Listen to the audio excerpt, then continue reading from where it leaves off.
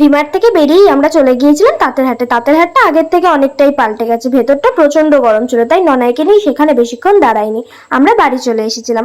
আজকে অনেকদিন পর বাড়িতে দুপুরবেলা আনা হয়েছিল বিরিয়ানি, তাও দিদির ইচ্ছা। দিদি অনেকদিন বিরিয়ানি খাইনি বলে ওর আবদারেই আজকে বিরিয়ানি আনা হয়েছিল। খাওয়া দাওয়া শেষ করে নিয়ে আজকে ভেবেছিলাম ননাইকে একটু মেয়েদের জামা পরিয়ে ফটোশুট করাবো, কিন্তু জামাটা পরানোর পর থেকেই ননাই খুবই কান্না করছিল। জামাটা পরে ওর হয়তো কষ্ট হচ্ছিল, সেই কারণে একটা মিনিটও একটা জায়গায় দাঁড়ায়নি যে দুটো ছবি তুলবো। ফ্রকটা পরানোর পর যাও দু একটা ছবি তুলতে পেরেছিলাম, শাড়িটা পরানোর পর তো একটাও ছবি তুলতে পারিনি। আমি যত ওর হাত ধরে একটা জায়গায় দাঁড় করাছিলাম ও ততই আরো জোরে জোরে কান্না শুরু করেছিল। দিদিও ক্যামেরার পেছন দিকে দাঁড়িয়ে অনেকবার ননাইকে শান্ত করার চেষ্টা করেছিল, কিন্তু ও কিছুতেই শান্ত হচ্ছিল না, ও কান্নাই করে যাচ্ছিল। অবশেষে দিদি ওকে কোলে তুলে নিয়েছিল যাতে ও একটু শান্ত হয়। কিছুক্ষণের জন্য শান্ত হলে ও গা থেকে কাপড়টা বারবার ফেলে দিচ্ছিল, তাই আমরাও জামাটা ওকে খুলিয়ে দিয়েছিলাম, কারণ এরপর দিদিরা আবার বেরিয়ে যাবে।